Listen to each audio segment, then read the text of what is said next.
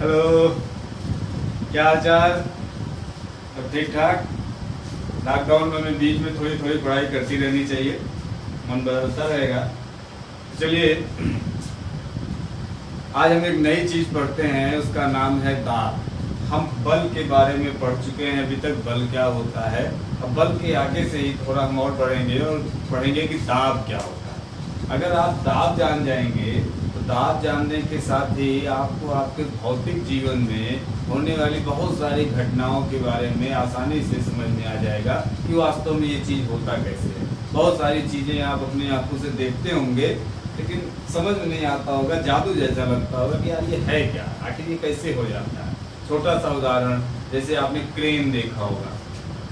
Crane देखा होगा, बड़ी बड़ी गाड़ियों को ऐसे उठा लेता है। जेसीबी मशीन देखी होगी, या आपने जो सर्विस सेंटर पे गाड़ी धुलाने जाइए तो देखते होंगे कि गाड़ियों को इसे ऊपर उठा दिया जाता है। तो ऐसी बहुत सारी घटनाएं, जो चीज़ें आप जान सकते हैं, दाब को पढ़ करके जान सकते हैं कि कैसे ये घट जाती है। बहुत सारे क्वेश्चन पूछे जाते हैं, भाई पहाड़ों पर क्या करते हैं, खाना जल्दी नहीं पकता है। हम पहाड़ों पर जब जाते हैं तो खाना जल्दी नहीं पकता है। या एक उदाहरण आपको दिया जाएगा, जब हम हवाई जहाज़ में सफ़र करते हैं तो क्या करते हैं, हमें सुनाई देना बंद हो जाता है।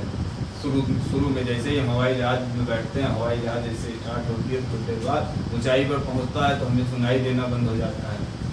पेन जो होती है हवाई जहाज़ में, आपसे कहा जाता है कि अगर आपके पास कोई फाउंटेन पेन है तो आप उसे बाहर निकाल दीजिए, नहीं तो क्या होता है उसकी स्याही बाहर निकल जाती है, आपके कपड़े खराब हो जाते हैं। तो ऐसी बहुत सारी घटनाएँ हैं जो आप क्या कहते हैं, सिर्फ और सिर्फ दाब को पढ़ करके समझ सकते हैं कि ये आखिर में होता कैसे। तो आइए शुरू करते हैं दाब। तो सबसे पहले देखते हैं दाब यानी प्रेशर। दाब होता क्या है, तो हम आपके लिए परिभाषा लिख दे रहे हैं, फिर समझते हैं कि दाब होता क्या है। एक लाइन की इसकी सिंपल सी परिभाषा है कि एकांक क्षेत्रफल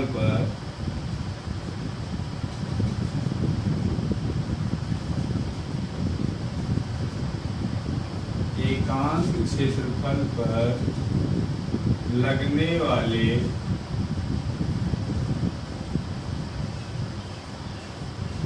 लंबवत बल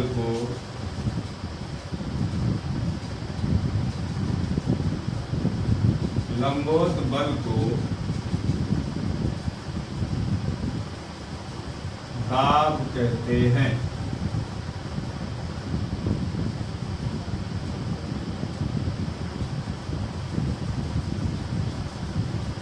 क्या लिखा हमने, एकांक क्षेत्रफल पर लगने वाले बल को दाब कहते हैं। वास्तव में अगर हम दाब को बल ही कहें तो कोई बहुत गलत हम नहीं होंगे। दाब को अगर हम केवल बल कहें तो हमने कुछ गलत नहीं कहा, लेकिन थोड़ा सा दाब और बल में अंतर ये हो जाता है कि बल, देखिए हमने क्या कहा, एकांक क्षेत्रफल पर लगने वाला बल, यानी किस क्षेत्रफल पर आप बल लगा रहे हैं वही बल क्या कहलाता है, दाब कहलाता है। तो हम सूत्र के हिसाब से लिख सकते हैं, दाब बराबर बल बटा क्षेत्रफल। दाब बराबर बल बटा क्षेत्रफल। अगर अंग्रेजी में लिखें तो दाब यानी पी से प्रेशर, इसको हम पी से डिनोट करेंगे और ये हो जाएगा, बल को हम एफ से लिखते हैं और क्षेत्रफल ए यानी एरिया, तो एफ अपॉन ए। ये हो गया दाब बराबर बल बटा क्षेत्रफल। अगर हम इसकी मात्रक की बात करें तो आप जानते हैं बल का जो मात्रक होता है वो होता है न्यूटन। बल का क्या मात्रक होता है, न्यूटन, और क्षेत्रफल का मात्रक होता है मीटर स्क्वायर। Metre square. हम कह सकते हैं दाब का जो मात्रक है वो न्यूटन प्रति मीटर स्क्वायर है। इसी का एक नया नाम है, इसी मात्रक को नए नाम से भी जानते हैं, जिसको हम बोलते हैं पास्कल। पास्कल यानी अगर आपसे पूछे भाई दाब का मात्रक क्या होता है, हम सिंपल दाब की बात कर रहे हैं यहाँ पर, अगर आपसे पूछे कि दाब का मात्रक क्या होता है तो दाब का मात्रक चाहे आपके ये न्यूटन प्रति मीटर स्क्वायर या पास्कल। पास्कल क्या है, पास्कल एक वैज्ञानिक का नाम, पास्कल एक वैज्ञानिक का नाम है जिन्होंने पहली बार हमें दाब के बारे में बताया। ठीक वैसे ही जैसे न्यूटन ने बल के बारे में बताया था बल क्या होता है, तो बल का मात्रक हमने न्यूटन रख लिया, ऐसे ही पास्कल ने दाब के बारे में बताया था तो हमने दाब का मात्रक पास्कल रख लिया। तो अगर आपसे कोई पूछता है 1 पास्कल बराबर कितना, तो आप कहेंगे 1 पास्कल बराबर 1 पास्कल बराबर 1 न्यूटन प्रति मीटर स्क्वायर। 1 पास्कल बराबर 1 न्यूटन प्रति मीटर स्क्वायर। ये तो हो गई सिंपल सी बात कि दाब की परिभाषा हमने जान लिया कि एकांक क्षेत्रफल पर लगने वाला जो बल होता है वो क्या कहलाता है, दाब कहलाता है। दाब को P से प्रदर्शित करते हैं, P बराबर F/A। इसका मात्रक न्यूटन प्रति मीटर स्क्वायर या पास्कल। अब देखो इसी सूत्र से हम दो चीज समझ सकते हैं। हमने क्या लिखा है, P बराबर F/A। तो कहने का मतलब यहाँ पर दो चीजें, एक F है और एक A। P का मान इन दोनों पर निर्भर करता है। अगर हम F को बढ़ाएंगे, अगर हम बल को बढ़ाएंगे तो हमारा दाब भी बढ़ेगा। अगर हम बल को बढ़ाएंगे तो हमारा दाब भी बढ़ेगा, इसलिए हमने लिख दिया P अनुक्रमानुपाती F, यानी जितना अगर हम बल को बढ़ाएंगे उतना ही हमारा दाब बढ़ेगा। तो हम कह सकते हैं कि दाब और बल का सीधा संबंध होता है। दाब और बल का सीधा संबंध होता है। जितना ज्यादा आप बल बढ़ाते जाओगे दाब बढ़ता जाएगा, बल घटाते जाओगे दाब घटता जाएगा। अब आता है A, क्षेत्रफल के साथ। देखिए ये क्षेत्रफल नीचे है, F/A नीचे वाले में है, और इधर ये बराबर की इस साइड P लिखा है। इसका और इसका उल्टा संबंध दिख रहा है। हम कहेंगे P अनुक्रमानुपाती 1/A। अब इसका क्या मतलब हुआ बच्चों? मतलब ये हुआ कि जो दाब है उसका क्षेत्रफल के साथ उल्टा संबंध होता है।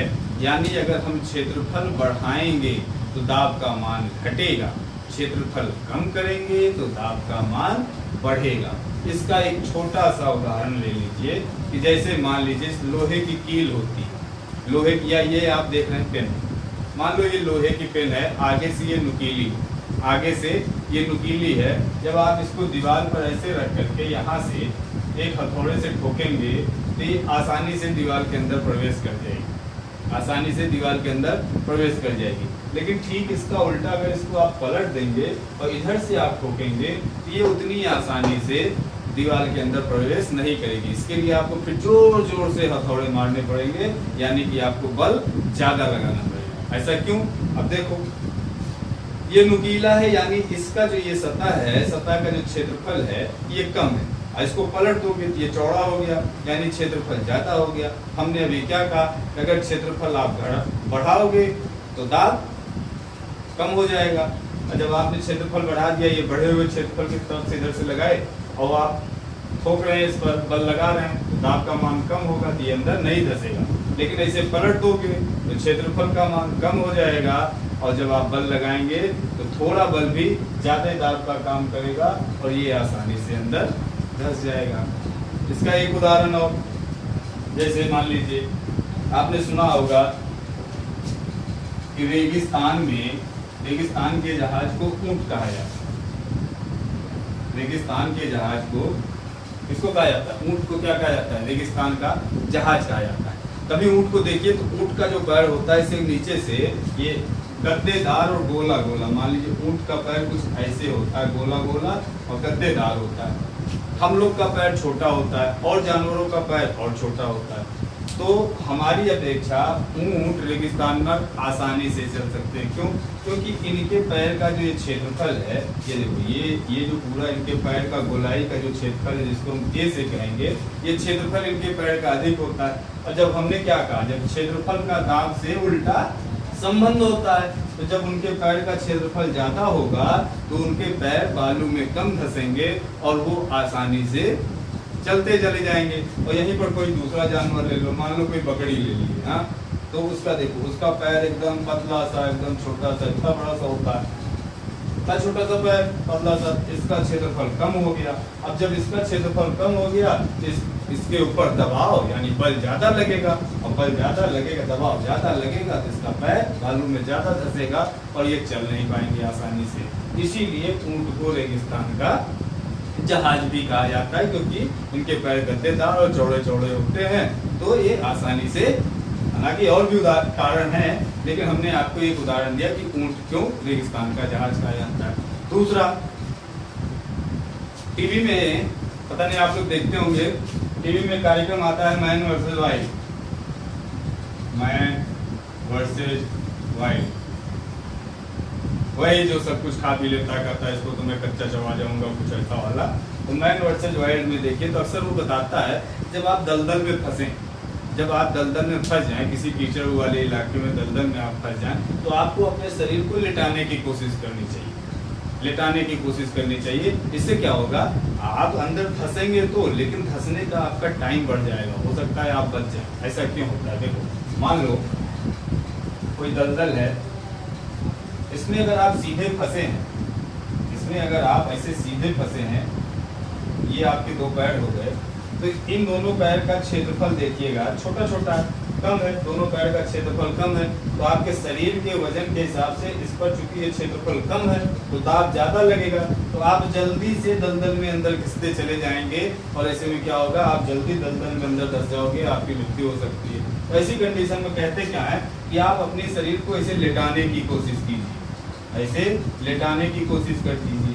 तो जब आप लेटाने की कोशिश कर दोगे तब देखो अब आपके शरीर का जो जितना लंबाई होगी ये इतना क्षेत्रफल में आ जाएगा, तो अब ये क्षेत्रफल बढ़ जाता है, तो जब क्षेत्रफल बढ़ जाता है तो दाब का मान कम हो जाएगा, जब दाब का मान कम हो जाएगा तो आसानी से आप अंदर नहीं धसेंगे, और धसेंगे भी तो धीरे धीरे अंदर धसेंगे, आपके बचने के चांसेस ज़्यादा हो जाएंगे। तो उम्मीद है कि समझ में आया होगा बात जो हम कहना चाह रहे हैं कि दाब क्या होता है। सीधा से बात है कि दाब देखो भाई दो चीज पर निर्भर करता है, एक तो बल, बल से सीधा संबंध होता है, जितना बल बढ़ाओगे दाब उतना ज्यादा बढ़ेगा। दूसरा क्षेत्रफल, क्षेत्रफल से उल्टा संबंध होता है, क्षेत्रफल घटाओगे दाब बढ़ेगा, क्षेत्रफल बढ़ाओगे दाब घटेगा। इसका मात्रक न्यूटन प्रति मीटर स्क्वायर या पास्कल होता है। पास्कल क्यों होता है? क्योंकि पास्कल ने इसकी खोज की थी, और इस पर हमने आपको 2-3 उदाहरण भी बताए, आपके भौतिक जीवन से संबंधित हमने 2-3 उदाहरण भी बताए कि क्यों ऐसा होता है। अब हम आगे पढ़ेंगे वायुमंडलीय दाब। वायुमंडलीय दाब क्या होता है देखते हैं। वायुमंडलीय दाब किसे कहते हैं?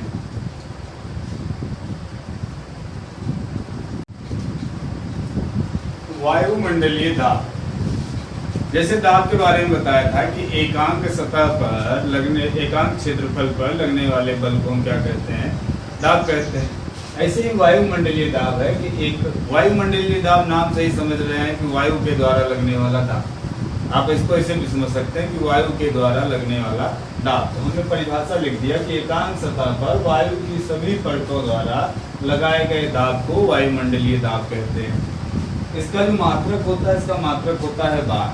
कई बार पूछा गया है, बार बार पूछा गया, इससे आप याद रखिएगा कि इसका मात्रक क्या होता है? बार होता है।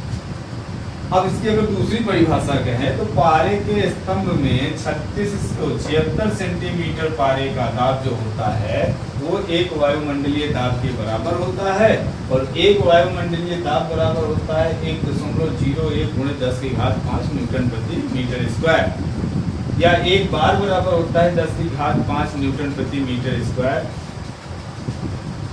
ये जो हमने लिखा है एक टार, कई बार ये भी पूछ लिया था कि टार क्या होता है। तो टार भी जो होता है वायुमंडलीय दाब की मापने की इकाई होती है, सबसे छोटी इकाई। आपसे पूछेगा कि वायुमंडलीय दाब को मापने की सबसे छोटी इकाई क्या होती है, तो आप कहेंगे होती है टार। क्या होती है? टार। और टार क्या होता है? तो कहता है 1 मिलीमीटर पारे का जो दाब होता है, 1 मिलीमीटर पारे का जो दाब होता है वो क्या कहलाता है? एक टार कहलाता है, एक टार के बराबर होता है। तो आइए हम इसके बारे में थोड़ा डिटेल जाने। ये तो हो गई परिभाषा, ये आप लोग नोट कर लें। अब समझते हैं कि है क्या। देखो आप जानते हैं कि वायुमंडल में जो वायु होती है, इतना तो आपको पता होगा कि 78% नाइट्रोजन होती है। 78% उसमें क्या होता है? नाइट्रोजन होता है। 20.89 समथिंग करके इतना परसेंट इसमें ऑक्सीजन होता है, और 0.3% जो होता है कार्बन डाइऑक्साइड। 0.3% कार्बन डाइऑक्साइड होता है। इनके अलावा अन्य भी गैसेज होती है। ये तीनों भारी भारी गैसेज होती है। CO2 जो होता है बहुत भारी गैस होती है। अब जो भारी होगा तो वो सब जो वस्तुओं पर अपना बल लगाएगा, और जब बल लगाएगा तो दबाव महसूस होगा, दबाव महसूस होगा। लेकिन मजे की बात ये है कि हमें वायु के द्वारा जो हमारे ऊपर दाब लगता है वो हमें पता नहीं चलता, वो हमें पता नहीं चलता है। उसका कारण ये है कि हमारे शरीर के अंदर का जो दाब होता है, जो शरीर के अंदर का दाब होता है वो वायुमंडलीय दाब को निरस्त कर देता है, वो वायुमंडलीय दाब को निरस्त कर देता है, इसलिए हमें बाहर से लगने वाले वायुमंडलीय दाब के बारे में पता नहीं चल पाता। अच्छा, हमारी बातें आपको समझ में थोड़ी कम आ रही होंगी। अब हम आपको एक छोटी सी उदाहरण देते हैं। आप एक फ्रूटी का पैकेट लीजिए, फ्रूटी आप लोग पिए होंगे, मान लीजिए फ्रूटी का पैकेट, यहाँ से आप स्ट्रॉ डालते हैं।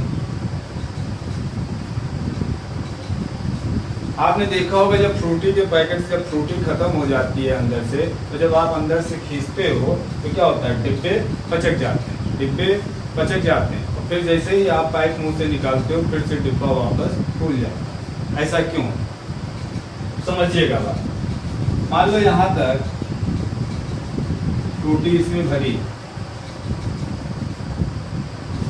इस अब चारों तरफ से वायु, जो वायुमंडल की जो हवा है वो चारों तरफ से एक समान बल लगाती है। ये चीज दिमाग में रखिएगा कि जो वायु होती है किसी भी वस्तु पर चारों तरफ से लंबवत बल लगाती है। जैसे ये पेन है, इस पेन पे चूंकि चारों तरफ इसके हवा है, चारों तरफ क्या है, इसके हवा है, हम कहेंगे इसके हवाओं के द्वारा, ये हवाओं के द्वारा इस पेन पर जो लगने वाला बल है वो क्या है, चारों तरफ से बराबर लग रहा है, चारों तरफ से बराबर लग रहा है और लंबवत लग रहा है, यानी ऊपर से इस पर एकदम सीधे नीचे की तरफ बल लग रहा है, नीचे वाली हवा से ऊपर की तरफ बल लग रहा है, इधर वाली हवा से इस साइड की तरफ बल लग रहा है, इधर वाली हवा से इस साइड की तरफ बल लग रहा है। इसीलिए ये अगर ये फ्रूटी का पैकेट है, इस पर भी चारों दिशाओं से बल लग रहा है, किसके द्वारा, हवा के द्वारा। अब देखो पहले शुरुआत में क्या था, ये पूरी फ्रूटी भरी हुई, पूरी फ्रूटी भरी हुई थी, इसके अंदर जगह नहीं थी, इसके अंदर जगह नहीं थी। अब क्या होता है, जब आप इसमें स्ट्रॉ डालते हो और धीरे धीरे फ्रूटी पीना चालू कर देते हैं, फ्रूटी पीना चालू कर देते हैं, तो अंदर की फ्रूटी समाप्त हो जाती है, अंदर की फ्रूटी समाप्त हो जाती है। तो जो अंदर पानी था, जो इसके दीवारों को पकड़ के रखा था, बाहर की तरफ बल लगा रहा था, अब क्या करेगा, अंदर तो पानी खत्म हो गया या इसका जूस खत्म हो गया, तो अब क्या होगा, जो बाहर वाली हवा है इस पर बल लगाएगी, इस पर बल लगाएगी, और जब बल लगाएगी तो ये डिब्बे क्या होंगे, पिचकना चालू कर देंगे। सडनली क्या होता है, जैसे ही आप मुंह से ये स्ट्रॉ निकाल देते हो, ये स्ट्रॉ निकाल देते हो, तो आप फिर से क्या देखते हैं, ये डिब्बा फिर से धीरे धीरे फूलने लगता है, फिर से धीरे धीरे फूलने लगता है। ऐसा क्यों होता है, अब देखो जब आपने मुंह से स्ट्रॉ निकाल दिया तो यहाँ जो थोड़ा सा छेद था जिससे आपने स्ट्रॉ डाला था, इसके तहत बाहर की वायु इसके अंदर प्रवेश कर जाती है, बाहर की वायु इसके अंदर प्रवेश कर जाती है। और जब बाहर की वायु इसके अंदर प्रवेश कर जाती है ऐसे ऐसे चारों तरफ से, ये क्या करता है, अंदर से इसके दीवारों पर बल लगाता है और ये दीवार फिर से वापस खुल जाती है, और ये तब तक इसमें अंदर भरती रहती है जब तक कि बाहर वाली वायु के द्वारा लगाया गया बल अंदर वाली वायु के द्वारा लगने वाले बल के बराबर न हो जाए, और ये डिब्बा फिर से वापस से खुल जाता है। तो सेम ऐसा ही कंडीशन हमारे शरीर के द्वारा भी होता है, इसीलिए हमें वायु के द्वारा लगने वाला दाब हमारे शरीर को पता नहीं लग पाता, क्योंकि जितना हमारे शरीर पर वायुमंडल के द्वारा दाब लग रहा है उतना ही हमारे शरीर के अंदर का जो दाब है वो बाहर की तरफ लगा रहा है, जिससे हमें वायुमंडलीय दाब का एहसास नहीं हो पाता है। अच्छा, और क्या क्या होता है भाई वायुमंडलीय दाब का, वायुमंडलीय दाब को नापते हैं। अगर वायुमंडलीय दाब यानी वायु के द्वारा लगने वाला जो दाब है, इसको किससे नापा जाता है, तो वायुमंडलीय दाब को नापा जाता है भैया बैरोमीटर से। किससे,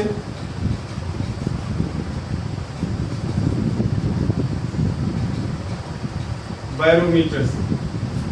बैरोमीटर से आप वायुमंडलीय दाब को नाप सकते हैं। ये एक छोटा सा यंत्र होता है जिसके आधार पर आप भी मौसम वैज्ञानिक बन सकते हैं। बस थोड़ी सी चीजें आपको जानकारी चाहिए, आप भी मौसम वैज्ञानिक बन सकते हैं, और वायुमंडलीय दाब के कारण ही आप काफी कुछ समझ सकते हैं कि कैसे बरसात होती है, कैसे तूफान आता है। एक छोटा सा उदाहरण देते हैं वायुमंडलीय दाब का। देखो भाई, पहले तो आप समझ लीजिए बैरोमीटर क्या होता है। तो बैरोमीटर एक यंत्र होता है, जैसे आपने थर्मामीटर देखा है, कुछ उसी टाइप का यंत्र होता है। उसमें पारा भरा होता है, इसमें कुछ पाठ्यांक बने होते हैं किनारे किनारे, ऐसे ऐसे ऐसे ऐसे 1 सेंटीमीटर 2 सेंटीमीटर 3 ऐसे ऐसे। बीच में होता है 76 सेंटीमीटर। जो ये पॉइंट होता है, हमने देखिए ये लिखा है, पारे के स्तंभ में 76 सेंटीमीटर का दाब एक वायुमंडलीय दाब के बराबर होता है। तो सामान्य अवस्था में जब बैरोमीटर को आप लेकर के आएंगे सामान्य कंडीशन में, तो अगर ये 76 सेंटीमीटर दिखा रहा है, पारा अगर 76 सेंटीमीटर पर आकर के रुक गया है, तो इसका मतलब है कि वायुमंडलीय दाब एकदम सामान्य है। लेकिन अगर एकाएक, जैसे आपने बैरोमीटर लेके आया और पारा एकाएक नीचे की तरफ गिरने लगे, पारा एकाएक नीचे की तरफ गिरने लगे, तो क्या होगा भाई? पारा एकाएक नीचे की तरफ गिरने लगे। याद रखिएगा 3 कंडीशन होती है जब बैरोमीटर के पाठ्यांक में, जब बैरोमीटर के पाठ्यांक में पारा एकाएक नीचे गिरने लगे, ऐसे लिखिए, अचानक नीचे गिरने लगे। आपसे सीधा सीधा किताबों में भी क्वेश्चन पूछ लेता है कि बैरोमीटर के पाठ्यांक में यदि पारा अचानक से नीचे गिरने लगे, तेजी से नीचे गिरने लगे, तो इसका क्या मतलब होता है? इसका सीधा सा मतलब होता है कि या तो तूफान आएगा, आंधी, तूफान, चक्रवात, ये सब आने की संभावना हो जाती है। अगर बैरोमीटर का पाठ्यांक अचानक से नीचे गिरने लगे, 76 सेंटीमीटर के नीचे तेजी से जाने लगे, तो आप समझ जाइएगा कि आंधी तूफान आने वाला। इसका ठीक उल्टा, अगर अचानक से ऊपर और तेजी से ऊपर की तरफ जाने लगे, तेजी से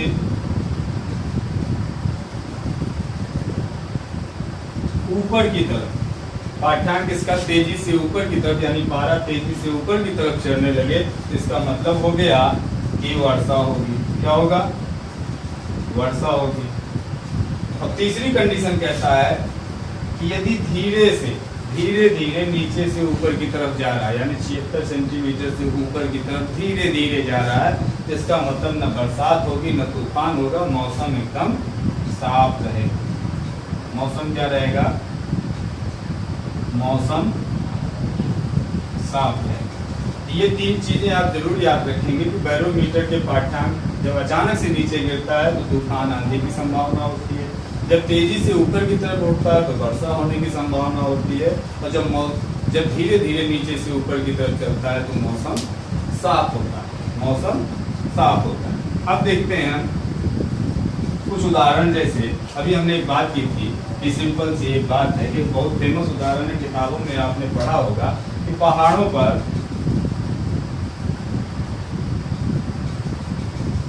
खाना जल्दी नहीं पकता, पहाड़ों पर खाना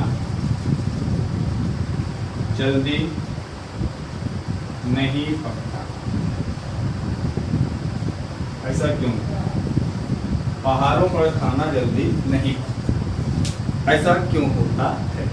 तो अभी हमने बताया कि वायुमंडल में कुछ गैसें होती हैं जो भारी होती है, कुछ हल्की गैसें होती हैं। तो जो भारी गैसें होंगी, कॉमन सेंस यूज कीजिए, वो नीचे की तरफ बैठेंगी, वो नीचे की तरफ बैठेंगी, और जो हल्की गैसें होंगी वो ऊपर की तरफ रहेंगी। तो जैसे जैसे हम ऊंचाई में ऊपर की तरफ बढ़ते हैं, जैसे जैसे हम ऊंचाई में ऊपर की तरफ बढ़ते हैं, तो वायुमंडल का जो दाब होता है वो कम होता जाता है। क्यों कम होता जाता है? कि भाई देखो, अगर ये वायुमंडल है, हमारा पृथ्वी है, पृथ्वी ये मान लीजिए इसके ऊपर ये वायुमंडल है, यहाँ भारी गैस होगी, और ऊपर जाएंगे थोड़ी हल्की, और ऊपर जाएंगे तो एकदम हल्की वाली गैस होंगी। तो जो जैसे ऊपर कौन सी गैसें हैं? ऊपर हल्की वाली गैसें हैं, तो हल्की वस्तुओं के द्वारा लगने वाला बल हल्का होगा, भारी वस्तुओं के द्वारा लगने वाला बल भारी होगा। तो नीचे हमारा दबाव ज़्यादा रहेगा, और ऊपर ऊंचाई पर बढ़ते जैसे जैसे बढ़ते चले जाएंगे दबाव कम होता जाएगा। ये चीज़ आपको समझ में आनी चाहिए कि जैसे जैसे हम ऊंचाई में ऊपर बढ़ते हैं, वायुमंडलीय दाब कम होता जाता है। और कितना कम होता है ये भी देखिए, 5 से 6 किलोमीटर की ऊंचाई पर आप जाओगे, 5 से 6 किलोमीटर की ऊंचाई पर आप जाओगे तो वायुमंडलीय दाब जो है जमीन की अपेक्षा 50% कम हो जाएगा। पृथ्वी की सतह से 5 से 6 किलोमीटर की ऊंचाई पर जाएंगे तो वायुमंडलीय दाब में 50% की कमी हो जाती है, 50% की कमी हो जाती है। उसके बाद 6 से 12 किलोमीटर की ऊंचाई तक पहुंचते पहुंचते, यानी 12 किलोमीटर की ऊंचाई तक पहुंचते पहुंचते दाब जो हमारा होता है वो 25% तक रह जाता है, 25% तक रह जाता है। कितना? 25% मात्र। और अगर 12 से ऊपर यानी करीब 20 किलोमीटर की ऊंचाई पर जब आप पहुंचेंगे, 20 किलोमीटर की ऊंचाई तक जब आप पहुंच जाएंगे, ये दाब जो हो जाएगा शून्य हो जाएगा। शून्य क्यों हो जाएगा? क्योंकि इसके ऊपर की ऊंचाई पर फिर वायुमंडल नहीं पाया जाता, वायुमंडल नहीं पाया जाता। यानी पृथ्वी से 20 किलोमीटर की ऊंचाई पर आप चले जाएंगे तो वायुमंडल समाप्त हो जाएगा। जब वायुमंडल समाप्त हो जाएगा तो वायु समाप्त हो जाएगी। तो जब वायु ही नहीं रहेगा तो वायु दाब लगेगा कहाँ से? तो बात समझे आप? तो जैसे जैसे हम ऊंचाई की तरफ बढ़ते हैं वायुमंडलीय दाब कम होता जाता है। तो अच्छा भाई, अब इसका खाना बनाने से क्या संबंध है? इसका खाना बनाने से क्या संबंध है देखते हैं। मान लो ये अभी हम जमीन अभी यहाँ पर हैं, यहाँ पर हमने एक बर्तन लिया, इसमें पानी डाला, इसमें चावल डाल दिए। अभी हम लोग मान लो इसका यहाँ पर पृथ्वी की सतह पर हैं और यहाँ पर खाना बना रहे हैं। मान लो अपने घर पर है, खाना बना रहे हैं, एक बर्तन लिया, इसमें पानी लिया, इसको जला दिया, ठीक है। यहाँ और हम दूसरी कंडीशन लेते हैं कि हम पहाड़ों पर चले गए। क्या गए? पहाड़ों पर चले गए, ऊंचाई पर 4 किलोमीटर, मान लो 4 पहाड़, एवरेस्ट पर पहुँच गए। एवरेस्ट छोड़िए, बहुत ज़्यादा हो गया। मान लो एक ऐसा पहाड़ चले गए जहाँ 4 किलोमीटर की ऊंचाई, 4 किलोमीटर की ऊंचाई पर हम पहुंच गए पहाड़ पर। यहाँ पर हम भगोना रख करके इसमें चावल बना रहे हैं। अब देखो क्या होगा, जादू देखिएगा भाई। यहाँ पर वायु के द्वारा हमने क्या कहा, वायुमंडलीय दाब क्या होता है? चारों तरफ से वस्तु पर लंबवत बल डालता है। तो अब देखो ऊपर से भी जो वायु आएगी इस पर ऐसे ऐसे लंबवत बल डाल रहा है, बल लगा रहा है, या कह रहे हैं कि आप दाब लगा रहा है, प्रेशर डाल रहा है, ठीक। और यहाँ पर भी प्रेशर डाल रहा है, यहाँ पर भी प्रेशर, ये P है, इसको मान लेते हैं P1 और ये क्या है P2। अब देखना बात को, यहाँ पर चूंकि हम पृथ्वी की सतह पर हैं तो भारी गैस है, यहाँ पर भारी वायु है, भारी वायु है। यहाँ पर क्या है, ऊंचाई पर है, हल्की वायु है, हल्की वायु है। भारी वायु है तो दाब क्या होगा? दाब अधिक होगा। हल्की वायु है तो भाई दाब क्या होगा? दाब कम होगा। भारी वायु के कारण दाब अधिक होगा, हल्की वायु के कारण क्या होगा? दाब कम होगा। अब देखिए, अब इसका क्या असर पड़ेगा? जब यहाँ से हम आग जलाए, यह पानी जो है, पानी क्या करेगा? पानी उबलने की कोशिश करेगा, पानी उबलने की कोशिश करेगा। लेकिन जो ऊपर से दाब लग रहा है, चूंकि दाब ज़्यादा है, दाब ऊपर से लगने वाला दाब ज़्यादा है, ये दाब क्या करेगा? इस पानी को उबलने नहीं देगा, पानी को उबलने नहीं देगा। ऐसे में क्या कंडीशन हो जाएगी? जो इसका क्वथनांक है, आपने सुना होगा क्वथनांक। क्वथनांक क्या होता है? वह तापमान जिस पर कोई द्रव उबलना चालू कर दे, वो क्या कहलाता है? क्वथनांक क्या हो जाता है? इसका क्वथनांक क्या हो जाएगा? अधिक हो जाएगा, क्वथनांक अधिक हो जाएगा, यानी ये देर से उबलेगा। तो जब ये देर से उबलेगा तो इसमें रखी हुई चीजें जो हैं वो आसानी से पक जाएंगी, क्योंकि इसको ऊष्मा फिर ज़्यादा मिलेगा, इसमें रखी हुई चीज़ें आसानी से पक जाएंगी। और ऊपर से दाब भी ज़्यादा लग रहा है तो इसमें यहाँ पर खाना आसानी से पक जाएगा, सॉरी। यहाँ पर देखो उल्टा, यहाँ पर दाब कम है, यहाँ पर दाब कम है और हमने आग जलाई, उतनी ही आग जितना हमने इधर जलाया था उतना ही हमने इधर जला रहे हैं, आग सेम है। तो क्या होगा? चूंकि ऊपर से दाब कम है तो यहाँ पर जो इसका क्वथनांक है, वो क्या हो जाएगा? वो भी कम होगा। क्वथनांक कम होगा कि थोड़ी सी गर्मी में पानी उबलने लगेगा, पानी जल्दी जल्दी उबलने लगेगा, पानी जल जाएगा और इसमें रखी हुई चीजें बिना पके ही कच्ची रह जाएंगी, उतना टाइम इसको मिल नहीं पाएगा। तो इसीलिए कहा जाता है कि पहाड़ों पर खाना जल्दी नहीं पकता है। क्यों? क्योंकि वायु दाब कम हो जाता है, और जब वायु दाब कम हो जाता है इसलिए खाना जल्दी नहीं पकता है। दूसरा उदाहरण, पेन की स्याही। पेन की स्याही जब आप पहाड़ों पर चढ़ेंगे या हवाई जहाज से जब यात्रा करते हैं तो ऊपर क्या हो जाता है? वायु दाब कम हो जाता है, वायु दाब कम हो जाता है। देखो मान लीजिए पाइप है, पाइप के अंदर इंक भरा हुआ है, ठीक है, इंक भरा हुआ है, बाहर से भी जमीन पर है, अभी हम यहाँ पर हैं, यहाँ पर वायुमंडल के द्वारा चारों तरफ से, ऊपर से, नीचे से, चारों तरफ से वायु दाब लगा रही है। दाब ज़्यादा है चूंकि यहाँ पर, तो क्या होता है, इंक को वो दबाए रखती है, इंक को दबाए रखती है, रिफिल के अंदर इंक को दबाए रखती है। लेकिन जैसे हम ऊंचाई पर चले जाएंगे, ऊंचाई पर अभी क्या, अभी कंडीशन में जो अंदर का दाब है वो कम है वायुमंडल की दाब की अपेक्षा। जब हम ऊंचाई पर चले जाएंगे तो क्या हो जाएगा, वायुमंडल यानी बाहर का दाब ये कम हो जाएगा, बाहर से लगने वाला, वायु के द्वारा लगने वाला दाब कम हो जाएगा। ऐसे में क्या हो जाएगा, अंदर वाली स्याही अपने आप बाहर निकलना चालू कर देंगी। इसीलिए ऊंचाई पर जाते ही पेनों की स्याही बाहर फेंक देती है। हालांकि अब ऐसा नहीं होता है, अब टेक्नोलॉजी आगे बढ़ गई है। हम लोग यहाँ रिफिल में एक लिक्विड डाल देते हैं जो कि बराबर किए रहता है, स्याही को बाहर निकलने नहीं देता है। अगर अब भी ऐसा निकलता है तो समझ लीजिए आपने घटिया क्वालिटी की पेन रखी है। तो ये तो हो गया वायुमंडलीय दाब। उम्मीद है कि आपको समझ में आया होगा कि वायुमंडलीय दाब क्या होता है और कैसे कार्य करता है। अब आते हैं, हम देखते हैं द्रव दाब। कौन सा दाब, द्रव दाब। तो नाम से भी आप सुन रहे होंगे, यानी द्रव के द्वारा लगने वाला दाब क्या कहलाता है, द्रव दाब कहलाता है। द्रव दाब